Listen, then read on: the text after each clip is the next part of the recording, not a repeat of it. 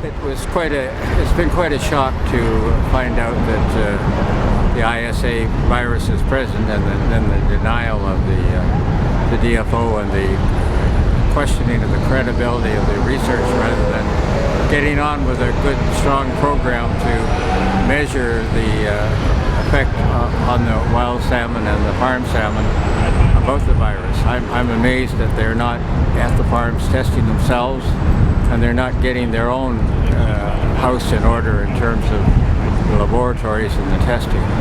I think there is a lot of covering up, a lot of just evading the issues, and I didn't hear them once admit something that was very, very wrong, and that was that they didn't get this surveillance plan going way back in 2004, when they knew darn well that ISA was in the environment. 3 labs have found the ISA virus, and the only lab that our government seems to be interested in is the Moncton lab, which hasn't found it.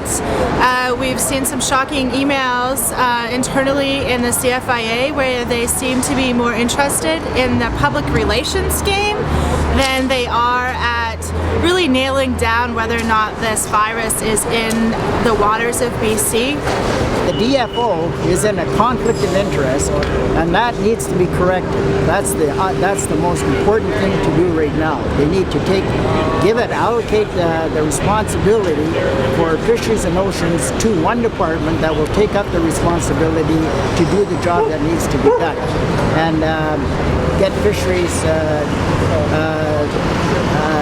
have regulations done by some other department to regulate the aquaculture industry. We've seen that the Cultus Lake Sockeye that Molly Kabenje tested in a DFO lab published in 2004 came back 100% positive, and Simon Jones did not further those tests, and even though the commercial fishery was stopped because the Cultus Lake fish were so in jeopardy, nobody tested those further. The Stalo Tribal Council and Stalo Nation are furious about this. They cannot understand why they were not consulted, especially since the shocking news that there was or even may be ISA in our territory, especially in Cultus Lake, where 100% of the samples that were taken were shown to be positive.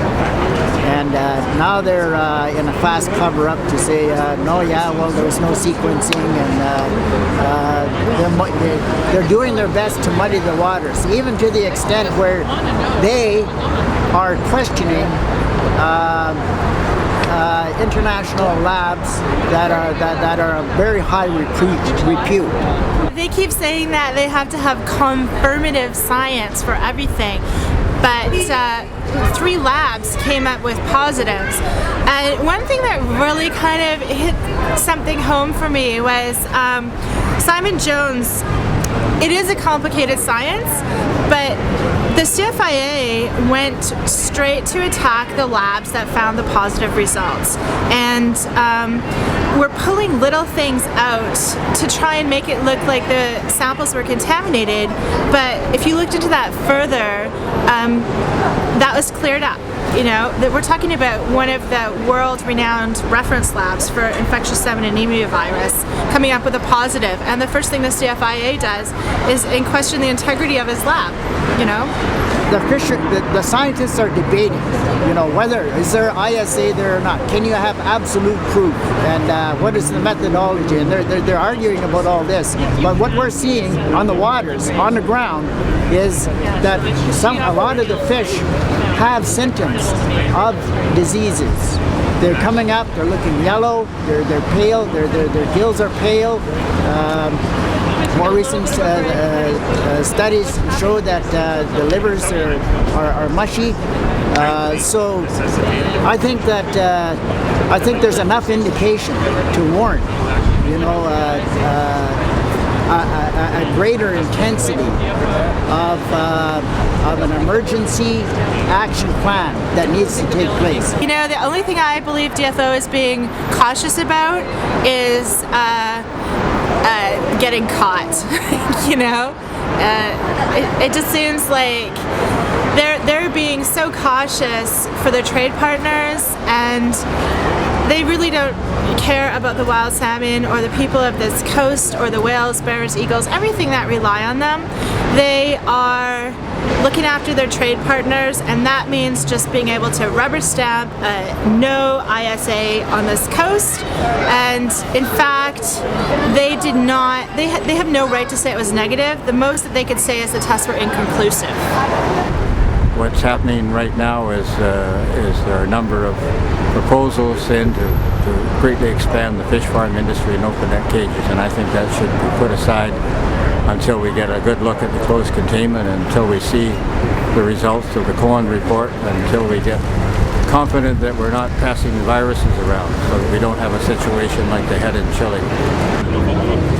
I think there's a solution to this, and it's just not being taken serious because of business interests, and that is to move those fish farms out of the water and put them on land into containment. What they're doing now is engaging in mission impossible. They cannot control the diseases that are happening.